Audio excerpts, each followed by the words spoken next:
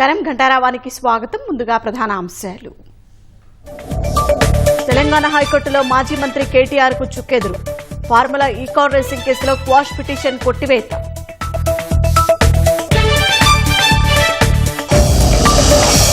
తెలుగు రాష్ట్రాల్లోని గ్రీన్ కో కార్యాలయాల్లో తెలంగాణ ఏసీబీ సోదాలు. ఎన్నికల బాండ్ల కొనుగోలుపై ఆరా.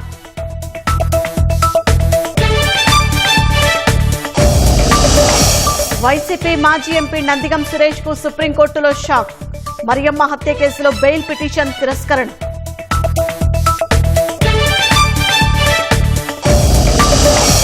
సుజ్లాన్ స్వనీతితో ఏపీ ఎస్ఎస్డీపీ అవగాహన ఒప్పందాలు.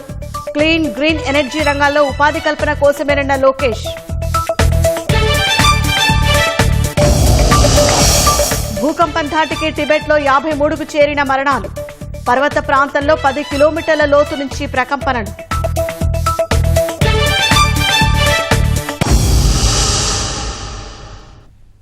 కేటీఆర్ క్వాష్ పిటిషన్ను తెలంగాణ హైకోర్టు కొట్టివేసింది. అరెస్టు చేయకుండా ఉత్తర్వులు ఇచ్చేందుకు హైకోర్టు నిరాకరించింది. అరెస్టు చేయకుండా గతంలో ఇచ్చిన మధ్యంతర ఉత్తర్వులు ఉపసంహరించుకుంది. లీగల్ టీంతో చర్చించి భవిష్యత్ కార్యాచరణపై కేటీఆర్ నిర్ణయం తీసుకోనున్నారు.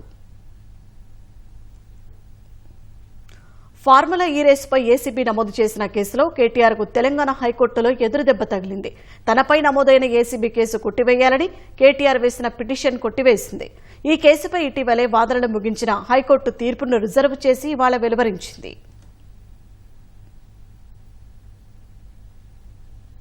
ఏసీబీ వాళ్ళు స్పష్టంగా చెప్పినారండి, అన్యాయం జరిగింది, ఆయనకు అధికారం లేకున్నా model code of conduct election commission వారిది పెండింగ్లో ఉండగా ఈయన సోకాల్డ్ క్యాబినెట్ మినిస్టరే తప్ప అప్పటికి ఆయన క్యాబినెట్ మినిస్టర్ కాదు. ఎందుకంటే కోడ్ ఆఫ్ కండక్ట్ వర్తిస్తుంది కాబట్టి అది చెల్లదు. ఆయనది చెల్లకున్నా సరే ఆయన అధికారాలను విశేషాధికారాలను ఉపయోగించుకున్నాడు. మరి ఎందుకు ఐఏఎస్ ఆఫీసర్ ఆయన ఫోన్ కాల్కి లొంగి డబ్బులు చెల్లించిండా? డబ్బులు చెల్లించిన 10 కోట్లకు మించి చెల్లించడానికి అవకాశం లేకున్నా ఒకటేసారి అమౌంట్ను డిస్బర్స్ చేసి దాన్ని ఫారిన్ ఎక్స్చేంజ్లోకి మార్చి లండన్ బేస్డ్ కంపెనీకి ట్రాన్స్ఫర్ చేయడం అనేది అనెథికల్, ఇమ్మోరల్, అది చాలా తప్పు. భవిష్యత్తు తరాలకు ఇటువంటిది చేయకుండా ఈరోజు హైకోర్టు చేసిన ఉత్తర్వులు శ్లాఘనీయం. ఇప్పుడు ఇంటరిమ్ ప్రొటెక్షన్ ఉందో ఫైనల్ ఉత్తర్వులు ఇచ్చే వరకు కోర్టు ఆపిపెట్టిందో వాటిని క్లియర్ అయిపోయింది. ఈరోజు తక్షణం అరెస్ట్ చేయొచ్చు.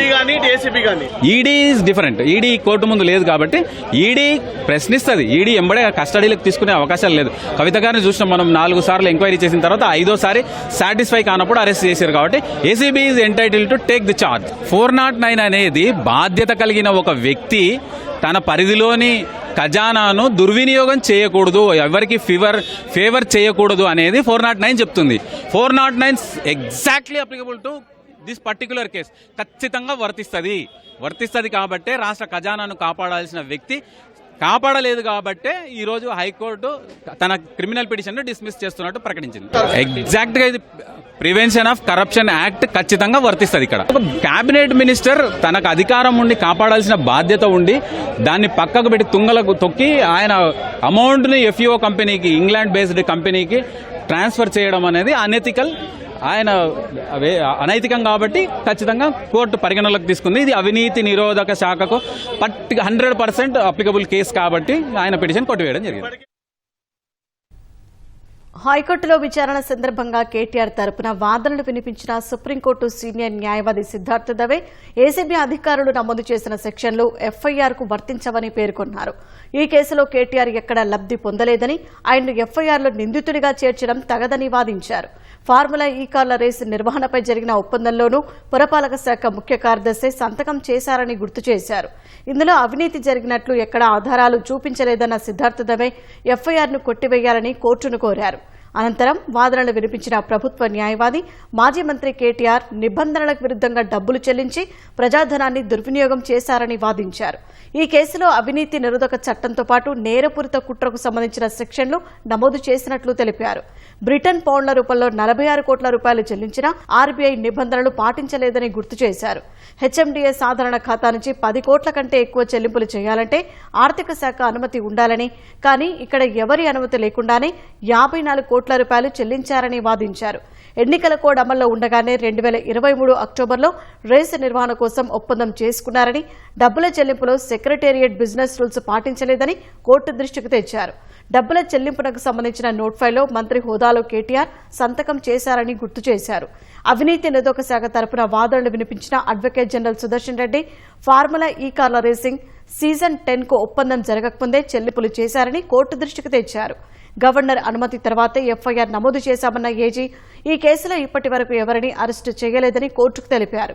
ఈ కేసులో నిబంధనలకు విరుద్ధంగా డబ్బులు బదిలీ చేశారని వాదించిన advocate general Sudarshan Reddy case దర్యాప్తు ప్రాథమిక దశలోనే ఉందని, అన్ని ఆధారాలు బయటపడతాయని కోర్టుకు తెలిపారు. దానకిషోర్ తరపున వాదనలు వినిపించిన సీనియర్ న్యాయవాది సిపి మోహన్ రెడ్డి పురపాలక మంత్రి పర్యవేక్షణలోనే శాఖాధికారులు విధులు నిర్వహిస్తారని కోర్టుకు తెలిపారు. ఫార్ములా ఈ ఆపరేషన్స్ కు చెల్లింపులు చేసే ఫైల్ను కేటీఆర్ అప్రూవ్ చేశారని కోర్టు దృష్టికి తెచ్చారు. ఈ వ్యవహారంలో అన్ని రకాలుగా నిబంధనలు ఉల్లంఘించారని వాదించారు. క్వాష్ పిటిషన్పై అందరి వాదనలు విన్న హైకోర్టు క్వాష్ పిటిషన్ను కొట్టివేస్తూ తీర్పును వెలువరించింది.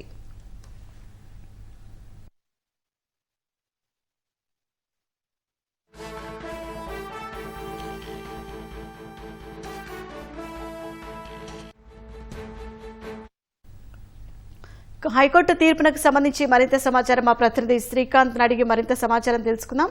శ్రీకాంత్, కేటీఆర్ క్వాష్ పిటిషన్ కు సంబంధించి హైకోర్టు తీర్పు సారాంశం ఏంటి? ఈ రోజు హైకోర్టు తీర్పు వెలువరించింది. కేటీఆర్ దాఖలు చేసిన క్వాష్ పిటిషన్ పైన జస్టిస్ కె లక్ష్మణ్ తీర్పు వెలువరించారు. కేటీఆర్ దాఖలు చేసిన క్వాష్ పిటిషన్ ను డిస్మిస్ చేస్తున్నట్టు తీర్పు వెలువరించారు. అయితే అంతేకాకుండా కేటీఆర్ ను ఇప్పటికే కేటీఆర్ అరెస్ట్ చేయదంటూ మధ్యంతర ఉత్తర్వులు ఉన్నాయి. తీర్పు వెలువరించే వరకు కూడా ఈ అమల్లో ఉంటుందని చెప్పి ఆ ఉత్తర్వులు మధ్యంతర ఉత్తర్వులు పొడిగించారు. అయితే ఈ రోజు క్వాష్ పిటిషన్ ను డిస్మిస్ చేశారు కాబట్టి ఆ కేటీఆర్ అరెస్ట్ చేయొద్దంటూ ఇదివరకు అమల్లో ఉన్న మధ్యంతర ఉత్తర్వులను కూడా గడువు ముగిసింది. అయితే ఈ కేటీఆర్ ఈ క్వాష్ పిటిషన్ సంబంధించి న్యాయమూర్తి తీర్పు వెలువరించిన తర్వాత కేటీఆర్ తరపు న్యాయవాది కేటీఆర్ అరెస్ట్ చేయకుండా మరో 10 రోజుల పాటు ఉత్తర్వులు పొడిగించాలని చెప్పి కూడా కోరగా దానికి సంబంధించి న్యాయమూర్తి తోసిపుచ్చారు. అయితే దీనికి సంబంధించి ప్రధానంగా కేటీఆర్ క్వాష్ పిటిషన్ దాఖలు చేశారు. ఫార్ములా ఈ ఆపరేషన్స్ లో అవకతవకలు జరిగాయి, నిబంధనల విరుద్ధంగా పేమెంట్స్ జరిగాయని చెప్పి కూడా కేటీఆర్ ఏసీబీ ఎఫ్ఐఆర్ నమోదు చేసింది. ఈ ఎఫ్ఐఆర్ ను క్రాష్ చేయాలని చెప్పి కూడా కేటీఆర్ పిటిషన్ దాఖలు చేశారు హైకోర్టు. దీనికి సంబంధించి ఇదివరకే 2 సార్లు హైకోర్టులో వాదనలు జరిగాయి. కేటీఆర్ తరఫున న్యాయవాది వాదనలు వినిపించారు. ఈ సందర్భంగా ఆయన ప్రధానంగా ఈ అవినీతి నిరోధక చట్టం కింద నమోదు చేసిన సెక్షన్లు కానీ, నేరపూరిత కుట్ర కింద నమోదు చేసిన సెక్షన్లు కానీ ఇవేవి కేటీఆర్ కు వర్తించమని చెప్పి కూడా కేటీఆర్ తరఫున న్యాయవాది గత విచారణ సందర్భంగా వాదనలు వినిపించారు. ఎఫ్ఐఆర్ లో పేర్కొన్న విధంగా కూడా దాదాపు 2 విడతలు 46 కోట్లు బదిలీ జరిగిందని చెప్పి చెప్తున్న దానిలో నేరుగా ఫార్ములా ఈ ఆపరేషన్స్ కి బదిలీ జరిగిన మొత్తం కూడా నేరుగా ఫార్ములా ఈ ఆపరేషన్స్ ఖాతాలోకి బదిలీ అయిందని చెప్పి ఇక్కడ కూడా వ్యక్తిగతంగా కేటీఆర్ లబ్ధి పొందలేదని చెప్పి కూడా ఆయన తరపు న్యాయవాది వాదించారు. అంతేకాకుండా ఎన్నికల కోడ్ అమల్లో ఉన్న సందర్భంలో ఒప్పందం జరిగిందనే విషయం కూడా వాస్తవం లేదు. ఎందుకంటే 2022 అక్టోబర్ లోనే త్రైపాక్షిక ఒప్పందం జరిగింది. ఆ ఒప్పందానికి కొనసాగింపుగానే మరోసారి 2023 అక్టోబర్ లో ఒప్పందం జరిగింది. ఇందులో కొత్తగా ఎలాంటి ఒప్పందాలు జరగలేదని చెప్పి కూడా ఈ సందర్భంగా కేటీఆర్ తరపు న్యాయవాది కోర్టుకు తీసుకెళ్లారు. అంతేకాకుండా సాధారణ ఖాతా నుంచి హెచ్ఎండిఏ సంబంధించిన సాధారణ ఖాతా నుంచి నగదు బదిలీ జరిగింది. 10 కోట్ల కంటే ఎక్కువ జరిగినప్పుడు ఆర్థిక శాఖ అనుమతి తీసుకోవాలని చెప్పి కూడా ఎఫ్ఐఆర్ లో పేర్కొన్నారు. కానీ ఇందులో కూడా వాస్తవం లేదు. స్వయం ప్రతిపత్తి గల సంస్థ హెచ్ఎండిఏ కాబట్టి సొంతంగా నిర్ణయం తీసుకుని నగదు బదిలీ చేయొచ్చు అని చెప్పి కూడా కేటీఆర్ తరపు న్యాయవాది వాదన వినిపించారు గత విచారణ సందర్భంగా. దీనికి కౌంటర్ గా ఏసీబీ తరపున అడ్వకేట్ జనరల్ పురపాలక శాఖ ముఖ్య కార్యదర్శి దానకిషోర్ తరపున సివి మోహన్ రెడ్డి కూడా వాదనలు వినిపించారు. కేటీఆర్ తరపు న్యాయవాది చెప్తున్న వార్తల్లో ఎలాంటి వాస్తవం లేదని చెప్పి కూడా అడ్వకేట్ జనరల్ కొట్టిపారేశారు. ఎందుకంటే దాదాపు 46 కోట్ల రూపాయల విదేశీ కరెన్సీ రూపంలో నగదు చెల్లించారు. విదేశీ కరెన్సీ రూపంలో చెల్లించే సందర్భంలో ఎట్టి పరిస్థితుల్లోనూ ఆర్బీఐ అనుమతి తీసుకోవాలి. కానీ ఇక్కడ కూడా ఆర్బీఐ అనుమతి తీసుకోలేదు. దీనివల్ల అదనంగా అంటే బ్రిటన్ పౌండ్స్ రూపంలో చెల్లించినందుకు హెచ్ఎండిఏ పై అదనంగా 8 కోట్ల రూపాయల భారం పడింది. ఇదంతా కూడా ప్రజాధనమే అని చెప్పి కూడా అడ్వకేట్ జనరల్ వాదనలు వినిపించారు సుదర్శన్ రెడ్డి. అంతేకాకుండా ఈ మొత్తం 10 కోట్లకు పైగా నగదు చెల్లించిన సందర్భంలో ఆర్థిక శాఖ అనుమతి తీసుకోవాల్సి ఉంటుంది. కానీ ఎక్కడ కూడా ఆర్థిక శాఖ అనుమతి తీసుకోలేదని కూడా ఆయన చెప్పారు. ఇవే అంశాలు కాకుండా ఎన్నికల కూడా అమల్లో ఉంది. అప్పుడు కూడా ఫార్ములా ఈ ఆపరేషన్స్ హెచ్ఎండిఏ మధ్య ఒప్పందం జరిగింది. అంతేకాకుండా ఎన్నికలు కూడా అమల్లో ఉన్న సందర్భంలోనూ కూడా దానికంటే ముందే ఒప్పందం జరిగే కంటే ముందే ఫార్ములా ఈ ఆపరేషన్స్ కు నగదు బదిలీ జరిగింది. ఎందుకంటే అక్టోబర్ 30, 2023లో నగదు బదిలీ జరగగా అంతకంటే ముందే 2 విడతలుగా కూడా 46 కోట్ల రూపాయలు బదిలీ చేశారు విదేశీ కరెన్సీ రూపంలో హిమాయత్ నగర్ లో ఉన్న ఇండియన్ ఓవర్సీస్ బ్యాంక్ ఖాతా నుంచి. ఈ విధంగా మొత్తం చేయడం కూడా, ఎందుకంటే ఒకవేళ ఒప్పందం జరగక ముందే ఈ విధంగా డబ్బులు చెల్లించడంలో ఆంతర్యం ఏమిటని చెప్పి ఆ విషయాలన్నీ కూడా తెలుసుకోవాల్సి ఉంది. ఏసీబీ దర్యాప్తు ప్రాథమిక దశలోనే ఉంది. ప్రస్తుతం ఎఫ్ఐఆర్ నమోదు చేశారు. ఎఫ్ఐఆర్ నమోదు చేసిన వెంటనే ఇవన్నీ విషయాలు కూడా తెలియవు. ఒకవేళ కావాలంటే దర్యాప్తు విషయంలో భాగంగా ముందస్తు బెయిల్ అనుమతి తీసుకోవచ్చు, వేరే మార్గాలు ఉన్నాయి. కానీ పిటిషన్ క్రాష్ చేయాలంటూ కేటీఆర్ కోరడం సరైనది కాదని చెప్పి కూడా అడ్వకేట్ జనరల్ వాదన వినిపించారు. ప్రస్తుతం కేవలం ఎఫ్ఐఆర్ మాత్రమే చేశారు. ఎఫ్ఐఆర్ అనేది ప్రాథమిక దశ మాత్రమే. ఇందులో ఎక్కడికి నగదు బదిలీ జరిగింది, ప్రధానంగా అడ్వకేట్ జనరల్ వాదన వినిపించినప్పుడు ఫార్ములా ఈ ఆపరేషన్స్ కు 46 కోట్ల రూపాయల బదిలీ జరిగిందని చెప్తున్నారు. 46 కోట్ల రూపాయలు ఫార్ములా ఈ ఆపరేషన్స్ ఖాతా నుంచి ఇంకా ఎక్కడికి వెళ్ళాయి అనేది ప్రధాన అంశమని, ఈ అంశాన్ని తెలుసుకోవాల్సి ఉందని చెప్పి కూడా అన్నారు. Ace Next Gen private limited formula E operations HMDA మధ్య త్రైపాక్షిక ఒప్పందం జరిగింది. త్రైపాక్షిక ఒప్పందంలో భాగంగా సీజన్ 9 నిర్వహించారు. సీజన్ 10 నిర్వహించే సమయంలో నష్టాలు వచ్చాయని చెప్పి ఏస్ నెక్స్ట్ జెన్ ప్రైవేట్ లిమిటెడ్ తప్పుకోవడంతో దాన్ని వదిలేశారు. కానీ ఒప్పందాన్ని ఉల్లంఘించినందుకు గాను ఏస్ నెక్స్ట్ జెన్ ప్రైవేట్ లిమిటెడ్ అనే సంస్థ పైన చర్యలు తీసుకోవాల్సి ఉంటుంది. ఆ సంస్థ ద్వారానే తిరిగి మిగతా 3 సీజన్లు నిర్వహించాల్సి ఉన్నప్పటికీ దాని విషయాన్ని పట్టించుకోకుండా వెంటనే హెచ్ఎండిఏ ప్రమోటర్ గా మారడం ఎందుకు, ఏస్ నెక్స్ట్ జెన్ ప్రైవేట్ లిమిటెడ్ తరపున హెచ్ఎండిఏ ఎందుకు వకాల్తా పుచ్చుకుంది, ఆ నష్టాలను హెచ్ఎండిఏ ఎందుకు భరించింది అని చెప్పి కూడా ఈ విషయాలన్నింటిని కూడా, ఈ అంశాలన్నింటిని కూడా దర్యాప్తులో తేలాల్సి ఉంది. కాబట్టి దర్యాప్తుకు ముందుకు వెళ్లే విధంగా చూడాలి. కేవలం ప్రాథమిక దశలోనే అడ్డుకోవడం తగదని చెప్పి కూడా అడ్వకేట్ జనరల్ వాదన వినిపించారు. పురపాలక శాఖ ముఖ్య కార్యదర్శి దానకిషోర్ తరపున సివి మోహన్ రెడ్డి సీనియర్ న్యాయవాది వాదన వినిపించిన సందర్భంలోనూ ఇదే అంశాలను పేర్కొన్నారు. గత విచారణ సందర్భంగా ఆయన ఈ ఫార్ములా ఈ ఆపరేషన్స్ హెచ్ఎండిఏ మధ్య పూర్తిగా నిబంధనల ఉల్లంఘన జరిగాయి. మొత్తం ఈ ఫార్ములా ఈ కార్ల వ్యవహారంలో ప్రతి విషయంలోనూ ప్రతి వ్యవహారంలోనూ నిబంధనల ఉల్లంఘన జరిగిందని చెప్పి కూడా ఆయన వాదించారు. అయితే ఇరువైపుల వాదనలు విన్న కోర్టు గత విచారణ సందర్భంగా తీర్పులు రిజర్వ్ చేసింది. ఈ రోజు తీర్పు వెల్లడించింది. ఈ తీర్పులోనూ ఇదే క్రాష్ పిటిషన్ ను డిస్మిస్ చేస్తున్నట్టు కూడా పేర్కొంది. దీంతో ఏసీబీ దర్యాప్తు సులభంగా అయింది. ప్రస్తుతం ఏసీబీ అధికారులు ఇప్పటికే కేటీఆర్ కు నోటీసులు జారీ చేశారు. 6వ తేదీన జారీ చేసిన నోటీసుల సందర్భంగా కేటీఆర్ విచారణకు హాజరు కాలేదు. 9వ తేదీన విచారణకు హాజరు కమ్మని చెప్పి మరోసారి నోటీసులు కూడా జారీ చేశారు. అయితే ఏసీబీ దూకుడుగా వెళ్లనుంది.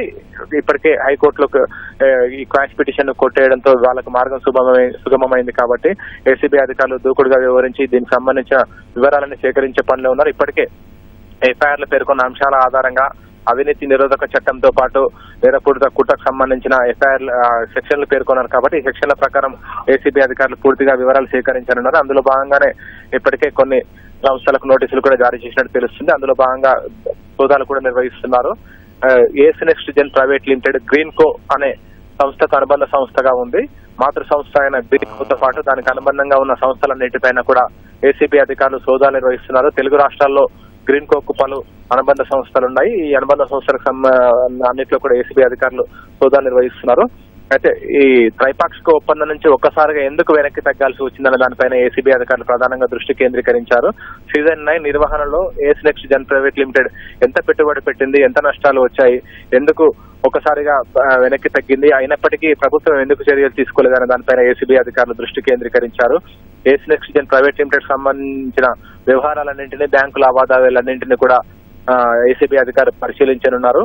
అయితే ఈ త్రైపాక్షిక ఒప్పందాన్ని ఉల్లంఘించినప్పటికీ దాని తరపున హెచ్ఎండిఏ వకాలతో పుచ్చుకొని ఎందుకు డబ్బులు బదిలీ చేసింది, ఫార్ములా ఈ ఆపరేషన్స్ అనే సంస్థకు సంబంధించిన వ్యవహారాన్ని కూడా ప్రధానంగా ఏసీబీ అధికారులు దృష్టి కేంద్రీకరించారు. కాబట్టి దీనిపైన ప్రధానంగా వివరాలను సేకరించి తదుపరి చర్యలు తీసుకోనున్నారు ఏసీబీ అధికారులు. శ్రీకాంత్, ఏసీబీ విచారణ కొనసాగుతోంది. మరోవైపు ఈడీ విచారణకు సంబంధించిన అప్డేట్ ఏమైనా ఉందా? అలాగే తీర్పు ప్రతి చూశాక మాత్రం స్పందిస్తామన్నారు కదా కేటీఆర్ సంబంధించిన న్యాయవాదులు. కేటీఆర్ ఇంటికి చేరుకున్న తర్వాత ఏమైనా అప్డేట్ ఉందా? అయితే ప్రధానంగా ఈడీ అధికారులు కూడా ఏసీబీ అధికారులు నమోదు చేసిన ఎఫ్ఐఆర్ ఆధారంగా ఈడీ అధికారులు కూడా ఈసీఐఆర్ నమోదు చేశారు. ఈ ఈసీఐఆర్ ఆధారంగా ఇప్పటికే ఈడీ అధికారులు ఈ ఎఫ్ఐఆర్ ఈ ముగ్గురిని కూడా నిందితులుగా చేర్చారు. కేటీఆర్ తో పాటు అప్పటి పురపాలక శాఖ ముఖ్య కార్యదర్శి Aravind Kumar, HMDA CE BLN రెడ్డిని ముగ్గురు కూడా నిందితుల జాబితాలో చేర్చారు. ఇప్పటికే ముగ్గురు కూడా నోటీసులు జారీ చేశారు. 2వ తేదీ 3వ తేదీ అరవింద్ కుమార్, బిఎల్ఎన్ రెడ్డి విచారణకు హాజరు కావాల్సి ఉన్నప్పటికీ వాళ్ళకు కొంత గడువు కోరారు. దీంతో వాళ్ళకు సమయం కూడా ఇచ్చింది. అయితే కేటీఆర్ కూడా ఈ రోజు విచారణకు హాజరు కావాల్సింది. ఈడీ నోటీసుల ప్రకారం 7వ తేదీన విచారణకు హాజరు కమ్మాలని చెప్పి కూడా ఈడీ అధికారులు నోటీసులు జారీ చేశారు. కానీ హైకోర్టులో విచారణలో ఉన్నందున తనకు కొంత గడువు కావాలని చెప్పి కూడా కేటీఆర్ ఈమెయిల్ ద్వారా ఈడీ అధికారులకు సమాచారాన్ని చేరవేశారు. దీంతో ఈడీ అధికారులు కూడా దానికి అంగీకరించారు. మరో తేదీ ఇస్తామని చెప్పి కూడా ఈడీ అధికారులు పేర్కొన్నారు. అయితే ప్రస్తుతం ఈ క్రాష్ పిటిషన్ కి సంబంధించి ఏసీబీ అధికారులు నమోదు చేసిన ఎఫ్ఐఆర్ దానిపైనే ఈడీ కేటీఆర్ క్రాష్ పిటిషన్ దాఖలు చేశారు. ఏసీబీ అధికారులు నమోదు చేసిన ఎఫ్ఐఆర్ కొట్టేయాలని చెప్పి కూడా కేటీఆర్ క్రాష్ పిటిషన్ దాఖలు చేశారు. ఆ క్రాష్ పిటిషన్ ను హైకోర్టు కొట్టేసింది. అయితే ఈడీ అధికారులు మాత్రం నమోదు చేసిన ఈసీఆర్ సంబంధించి కేటీఆర్ ఇప్పటి వరకు ఎలాంటి న్యాయపరంగా కూడా ముందుకు వెళ్ళలేదు. అయితే ఈడీ అధికారులు ఇప్పటికే నమోదు చేసిన ఈసీఐఆర్ లో భాగంగా ఇప్పటికే నోటీసులు ఇదివరకే జారీ చేశారు. మరోసారి నోటీసులు జారీ చేస్తామని చెప్పారు. కాబట్టి ఈడీ అధికారుల విచారణకు సంబంధించి దానికి సంబంధించి కేటీఆర్ తీసుకునే నిర్ణయం వెలువడాల్సి ఉంది. మరోవైపు ఏసీబీ అధికారులు అయితే దూకుడుగా వెళ్తున్నారు. ఈడీ అధికారులు కూడా ఇప్పటికే నోటీసులు జారీ చేసిన ప్రకారం బిఎల్ఎన్ రెడ్డి హెచ్ఎండిఏ సిఈగా ఉన్నారు. అరవింద్ కుమార్ అప్పటి పురపాలక శాఖ కార్యదర్శిగా ఉన్నారు. వాళ్ళకు మరో తేదీలు కూడా నిర్ణయించి వాళ్ళకి ఇచ్చారు. వాళ్ళు కూడా విచారణకు వస్తే ఆ తర్వాత కేటీఆర్ కూడా మరో తేదీ ఇచ్చి వాళ్ళను కూడా విచారణకు పిలిపించి వాళ్ళు ఇచ్చే సమాచారం ఆధారంగా మనీ లాండరింగ్ జరిగిందా లేదా అనే దానిపైన ప్రధానంగా దృష్టి కేంద్రీకరించనున్నారు. ఎందుకంటే బ్రిటన్ పౌండ్స్ రూపంలో ఫార్ములా ఈ ఆపరేషన్స్ కు హైదరాబాద్ లోని హిమాయత్ నగర్ లో ఉన్న ఇండియన్ ఓవర్సీస్ బ్యాంక్ నుంచి దాదాపు 46 కోట్ల రూపాయల బదిలీ జరిగిందనేది కూడా ఏసీబీ ఎఫ్ఐఆర్ లో పేర్కొంది. దాన్నే ఈసీఐఆర్ కూడా ఆధారంగా తీసుకుంది. కాబట్టి దానికి సంబంధించిన పూర్తి వివరాలు సేకరించే అవకాశం ఉంది. ఎందుకంటే మనీ లాండరింగ్ జరిగితే కనుక ఏ విధంగా జరిగింది దానికి సంబంధించిన ప్రధానంగా ఈడీ అధికారులు దర్యాప్తు చేసే క్రమంలో ఎప్పుడు కూడా బ్యాంకు ఖాతాల పైన వాళ్ళ ప్రధానంగా దృష్టి అంతా కూడా ఉంటుంది. ఎందుకంటే నగదు లావాదేవీల పైన ఈడీ అధికారులు దృష్టి కేంద్రీకరిస్తారు. నగదు లావాదేవీలు జరిగాయనే విషయం బ్యాంకు ఖాతాల ద్వారా ఉంటుంది. కాబట్టి ఇప్పటికే ఈడీ అధికారులు కానీ అక్కడ ఇండియన్ ఓవర్సీస్ బ్యాంక్ తో పాటు హెచ్ఎండిఏ సాధారణ ఖాతాకు సంబంధించిన బ్యాంక్ ఖాతాను పూర్తిగా పరిశీలించిన తర్వాత ఎక్కడెక్కడ నిబంధనల ఉల్లంఘన జరిగింది, మనీ లాండరింగ్ ఏమైనా జరిగిందా అనే కోణంలో కూడా ఈడీ అధికారులు దర్యాప్తు నిర్వహించనున్నారు. శర్మ, కేటీఆర్ ముందస్తు బెయిల్ కు సంబంధించి ఏమైనా అప్డేట్ ఉందా? అలాగే తక్షణం ఏమైనా అరెస్ట్ చేసే అవకాశం ఉందా? అయితే ఏసీబీ అధికారులు అయితే ఇప్పటికే దూకుడుగా వెళ్తున్నారు. ఇప్పటికే నోటీసులు జారీ చేశారు. విచారణకు హాజరు కాకపోతే మరోసారి 9వ తేదీన కేటీఆర్ దాఖలు చేసిన క్రాష్ పిటిషన్ లో దర్యాప్తుకు సహకరించాలని చెప్పి కూడా కోర్టు గత సందర్భంలో తెలిపింది. కానీ అరెస్ట్ చేయరాదంటూ కోర్టు మధ్యంతర ఉత్తర్వులను జారీ చేసింది. అవి తీర్పు వెలువరించే వరకు కూడా అమల్లో ఉంటాయని చెప్పి కూడా చెప్పింది. ఈ రోజు తీర్పు వెలువరించారు. అరెస్ట్ చేయరాదంటూ ఉన్న మధ్యంతర ఉత్తర్వులు కూడా ముగిశాయి.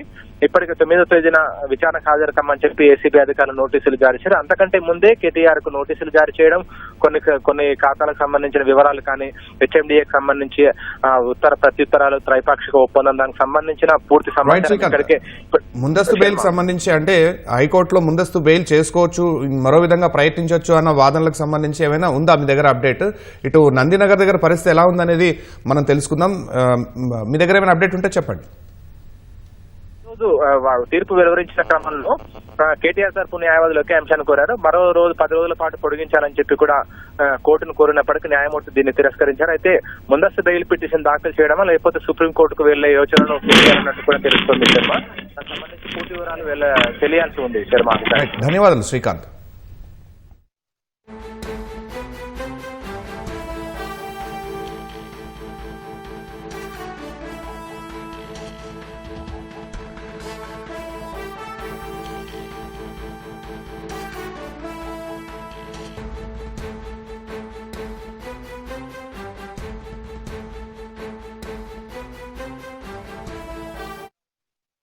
విచారణకు వస్తున్నారా ఏసీబీ నుంచి?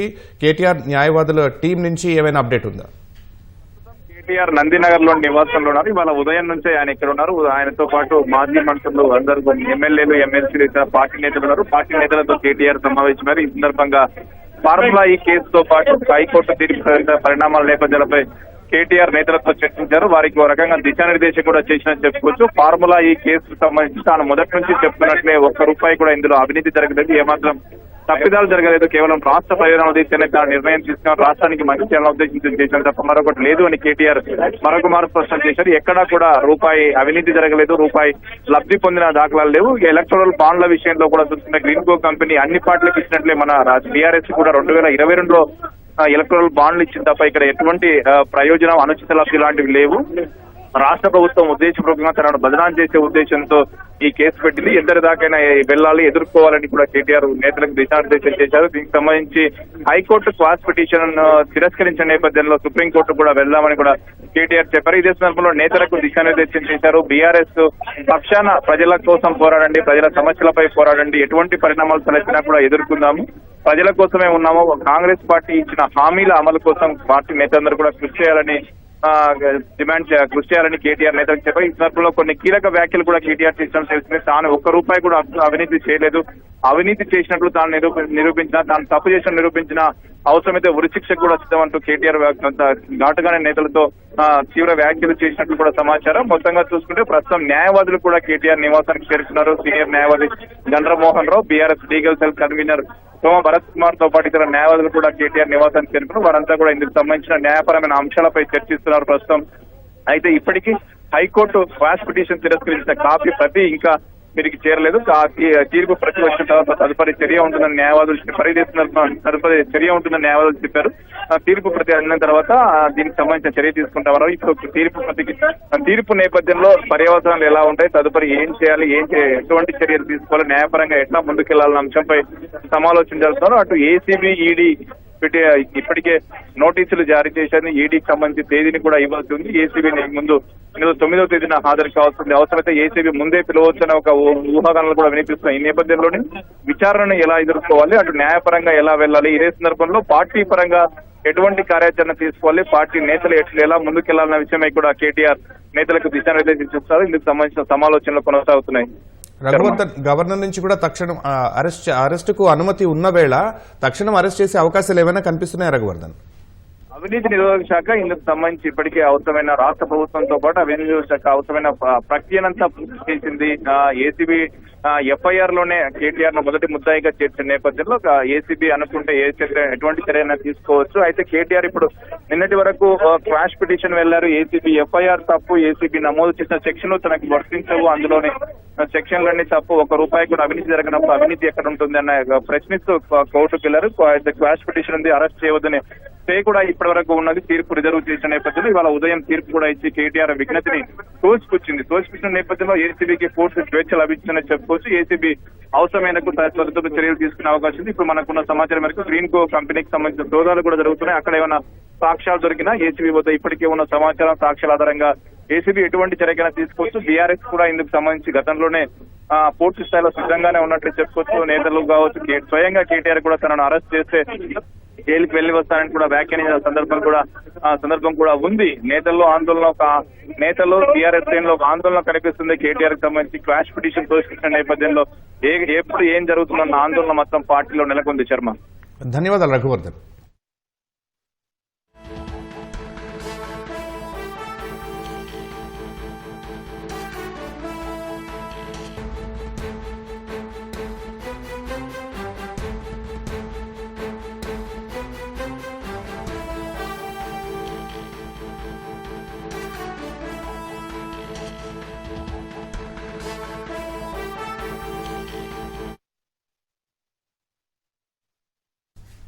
ఎన్నికల బాండ్ల కొనుగోలు అంశంపై గ్రీన్కో ఎనర్జీ కార్యాలయాల్లో ఏసీబీ అధికారులు సోదాలు నిర్వహిస్తున్నారు.